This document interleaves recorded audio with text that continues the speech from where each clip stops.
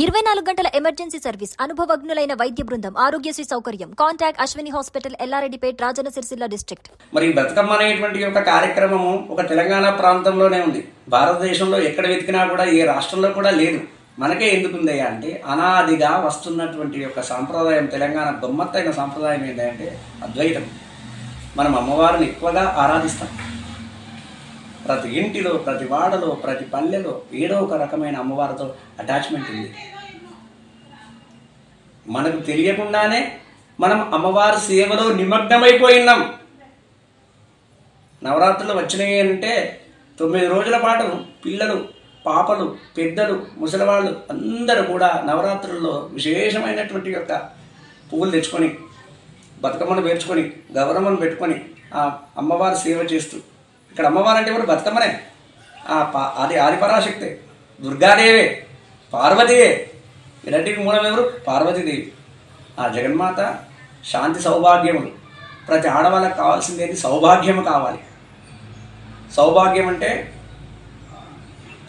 మంగళప్రదమైనటువంటి యొక్క మంగళసూత్రము నిరంతరము మెడలో ఉండాలి. శుభసూచకమైన గాజులు, మెట్టెలు, కుంకుమ, మంగళసూత్రము, ముత్తైదువులు.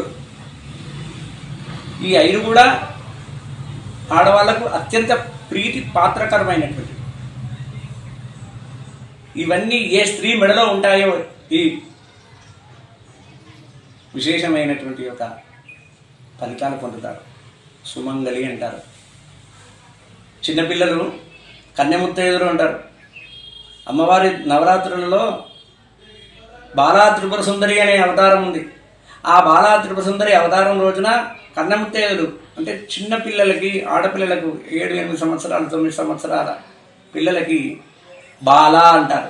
రజస్వల కాని పిల్లలకు బాల అని బాలా త్రిపుర సుందరి అవతారంతో ఆ అమ్మాయికి, ఆ పిల్లకు పూజ చేస్తారు. ఇలా ప్రతి సాంప్రదాయం అత్యంత తెలంగాణ ప్రాంతంలో విశేషమైనటువంటి యొక్క సాంప్రదాయం కలిగి ఉన్నది ఈ బతుకమ్మ పండుగ. బ్రతుకమ్మ అనే పేరు ఎలా వచ్చింది? బ్రతుకు అమ్మ, ఓ తల్లి మమ్మల్ని అందరినీ బ్రతికించు అనేటువంటి యొక్క ఆలోచనలో వచ్చినటువంటి యొక్క పేరే బ్రతుకమ్మ. ఇవన్నీ దసరా నవరాత్రులే. ప్రకృతిని ఎలా కొలుచుకున్నా అది అమ్మవారికే చెందుతుంది. అడవిలో పొలాల దగ్గరలో ఉండే మైసమ్మ కూడా అమ్మవారే. ఇంట్లో ఉండే దుర్గమ్మ, బాలమ్మ అమ్మవారే, ఎల్లమ్మ అమ్మవారే. ఇలా అమ్మవారికి వివిధ రూపాలు. ఒక్కొక్కరికి ఒక్కొక్క ప్రాంతంలో ఒక్కొక్క పేరు పెట్టుకొని పిలుచుకుంటున్నాం. ఊరడమ్మ అని, పోచమ్మ అని, మైసమ్మ అని, కాశమ్మ అని, ఎల్లమ్మ అని, దుర్గమ్మ అని, దేవమ్మ అని, బాలమ్మ అని. బాలమ్మ అంటే ఏంటి? బాలా త్రిపుర సుందరి, అదొక అవతారం.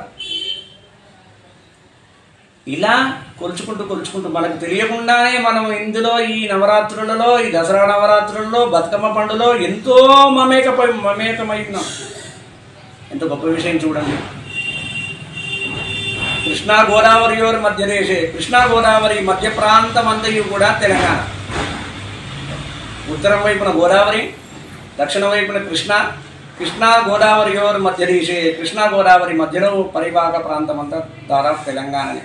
ఈ తెలంగాణ ప్రాంతంలో బ్రతుకమ్మ అనేటువంటి యొక్క విశేషమైనటువంటి యొక్క పండుగ. ఇది ఒక నవరాత్రోత్సవాలే. ఈ బతుకమ్మ పండుగ ఓన్లీ తెలంగాణలో జరుపుతారా, ఇంకెక్కడైనా జరుపుతారా? బ్రతుకమ్మ పండుగ తెలంగాణలో తప్ప భారతదేశంలో ఎక్కడా కూడా లేదు. ఓన్లీ తెలంగాణలోనే ఈ బ్రతుకమ్మ పండుగ జరుగుతుంది.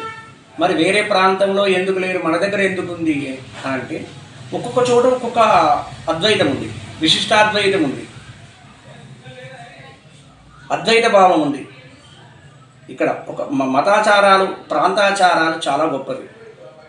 శాస్త్రం కంటే సాంప్రదాయం గొప్పది. శాస్త్రం అక్కడి వరకే ఉంటుంది. సాంప్రదాయం అనేటువంటి సనాతనంగా వస్తున్న సాంప్రదాయాన్ని ఎవరు కూడా కాదనలేరు. దాన్ని విస్మరించి ఎవరు కూడా ముందుకు నడవలేరు. అప్పుడు శాస్త్రం కూడా పనికిరాదు. సాంప్రదాయమే గొప్పది. సనాతనంగా వస్తున్న సాంప్రదాయం ప్రకృతిని ప్రకృతితో పూజించడం. పువ్వులతో పూజిస్తున్నాం, అందులో గౌరమ్మను పెట్టుకొని. ఇక్కడ అద్వైత భావం ఎక్కువ. తెలంగాణ ప్రాంతంలో అమ్మవారిని కొలిచే విధానం చాలా ఎక్కువ. మమేకమైన ఎక్కువ కాదు, పూర్తిగా అమ్మవారి ఆరాధనలోనే ఉన్నాం తెలంగాణ ప్రాంతం అంతయు కూడా. వివిధ భిన్న సాంప్రదాయాలు ఎన్ని ఉన్నప్పటికీ ఎంత ఉన్నప్పటికీ అరే ఆశ్వీజ మాసం వచ్చిందా, పాడ్యం వచ్చిందా, బతుకమ్మ ప్రారంభం, పితరమావాస్య నుంచి బతుకమ్మ ప్రారంభం. వీటన్నిటికీ మూల కారణం శివుడే అంటారు. మరి శివుడి యొక్క ఇందులో పాత్ర ఏమైనా ఉందా? మంచి ప్రశ్న. ఎలా అంటే పార్వతీదేవిని పరమేశ్వరుడు పెళ్లి చేసుకోలే. పార్వతీదేవికి పరమేశ్వరుడు అంటే చాలా ఇష్టం. ఆ పరమేశ్వరుడు శ్మశానవాసి. నేనే బైరాగిని, నాకెందుకు పెళ్ళి అనే తలంపుతో ఉన్నటువంటి యొక్క పరమేశ్వరుని ఎలాగైనా ప్రసన్నం చేసుకొని పెళ్లి చేసుకోవాలని పార్వతీ తలంపు, పార్వతి కోరిక. కానీ పరమేశ్వరుడు ఒప్పుకోడు. పార్వతి విభిన్నమైనటువంటి యొక్క ప్రయత్నాలు చేసింది పరమేశ్వరుని పొందడం కోసం. ఎన్ని ప్రయత్నాలు చేసినా కూడా పరమేశ్వరుడు ఒప్పుకోలే. పెళ్లి చేసుకుందామనే ఆలోచన లేనటువంటి వాడు మన్మధుని పంపించింది, ఆయన మసి చేసిండు, రకరకాల ప్రయత్నాలు చేసింది పార్వతి. ఎంతో తపస్సు, పార్వతీదేవి తపస్సు చాలా గొప్పది, కేవలం పరమేశ్వరుడు పెళ్లి చేసుకోవడం కోసమే. ఆ తపస్సు చేసే క్రమంలో ఏం చేయాలి, ఎట్లా పరమేశ్వరుని ప్రసన్నం చేసుకోవాలి? ఆ పార్వతి తల్లిదండ్రులు ఉన్నారు, ఆయన శ్మశానవాసి, శ్మశానంలో ఉంటాడు, మహాశ్మశానవాసి, శ్మశానంలో ఉంటాడు, బూడిద పూసుకుంటాడు, చర్మాన్ని ధరిస్తాడు, ఏమీ లేదంటాడు, ఏ ఐహికమైన భోగాలు వద్దంటాడు.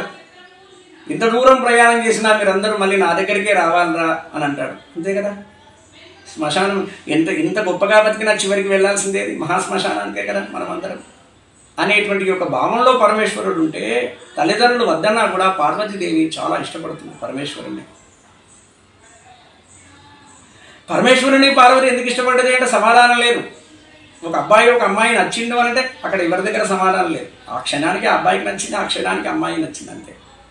పరమేశ్వరుణ్ణి పతిగా పొందడం కోసం పార్వతి విశేషమైన తపస్సు చేస్తుంది. ఆ తపస్సులోంచి వచ్చినటువంటి యొక్క ఆరాధననే పువ్వులను పూజించడము, మధ్యలో గౌరవం పెట్టడం, సింపుల్. దీన్నే బతుకమ్మ. మొత్తానికైతే సృష్టికర్త ఎవరు? సృష్టికర్త అనేటువంటి వాడు పరమేశ్వరుడే. సకల జగత్ సృష్టికి కారణము పరమేశ్వరుడే. పరమేశ్వరుడు ఎలా అంటే పంచభూతాలే ఆయన చేతిలో ఉన్నాయి. పంచభూతములు అనగా గాలి, నీరు, నిప్పు, భూమి, ఆకాశం. ఈ 5 లేనిది సృష్టిని ఊహించుకోండి. భూమి లేకుండా ఊహించుకో, నీళ్ళు లేకుండా ఊహించుకో, నిప్పు లేకుండా ఊహించుకో, ఆకాశం లేకుండా ఊహించుకో, గాలి లేకుండా ఊహించుకో. అసలు ఈ సృష్టి మనగడనే లేదు. పంచభూతాలు, ఆ పంచభూతాలు ఎవరి చేతిలో ఉన్నాయి? పరమేశ్వరుని చేతిలో ఉన్నాయి. అంటే సృష్టి మూలం ఎవరు? పరమేశ్వరుడే, ఈశ్వరుడే సృష్టి మూలం. ఈ బతుకమ్మ పండుగ ప్రారంభమైంది. దీన్ని తీసుకొని మనం కూడా ఆడవాళ్ళందరూ కూడా ఈ తెలంగాణ ప్రాంతంలో ఆడవాళ్ళందరూ కూడా పతి ప్రేమ పొందడం కోసము, పతి ఆయు ఆరోగ్య ఐశ్వర్యాల కోసము, తనకు సుమంగళి కోసము, ముత్తైదవ కోసము ఈ కార్యక్రమమే బ్రతుకమ్మ పండుగ. ఇదే నవరాత్రులు. అలా తపస్సు చేస్తే పరమేశ్వరుడు అప్పుడు పార్వతీదేవి తపస్సుకు మెచ్చి పెళ్లి చేసుకున్నాడు. పెళ్లి చేసుకున్నాడా? అర్ధ శరీరాన్ని ఇచ్చాడు. అర్ధ శరీరం అంటే అర్ధనారీశ్వరుడు అయ్యాడు పరమేశ్వరుడు. అర్ధ శరీరాన్ని ఇచ్చాడు పార్వతికి. అంటే వివాహ బంధం అనేటువంటిది మనకు తెలియకుండానే వివాహ బంధం ఎలా ఉండాలనేటువంటిది ఆ పరమేశ్వరుడు చెప్పాడు మనకు. భర్త ఎవరు, భార్య ఎవరు? భార్యాభర్తలు వేరా? భౌతికంగానే వేరు. భార్యాభర్తలు భౌతికంగానే వేరు, మానసికంగా ఇద్దరు ఒకటే. మనకు పరమేశ్వరుడే సాక్ష్యం. ఇంత విశేషమైనటువంటి యొక్క దసరా నవరాత్రోత్సవాలు, బతుకమ్మ పండుగ చాలా బ్రహ్మాండంగా తెలంగాణ ప్రాంతంలో అందుకే జరుగుతున్నాయి. అందుకే అద్వైతం ఎక్కువ, అమ్మవారి ఆరాధన ఎక్కువ, ప్రకృతి ఆరాధన ఎక్కువ. ఇంతటి ప్రశస్తమైనటువంటి యొక్క తెలంగాణ ప్రాంతంలో బతుకమ్మ పండుగ చాలా బ్రహ్మాండంగా జరిగి 9 రోజులు నవరాత్రులు చేసుకొని ప్రజలందరూ పాడి పంటల చేత, భోగ భాగ్యముల చేత, దాని అకనక వస్తు వాహనాల చేత ప్రజలందరూ సుభిక్షంగా ఉండాలని కోరుతూ శ్రీ ఆంజనేయం మీ రామశర్మ. జగదంబి మాతాకి జై. శ్రీమాత్రే నమః.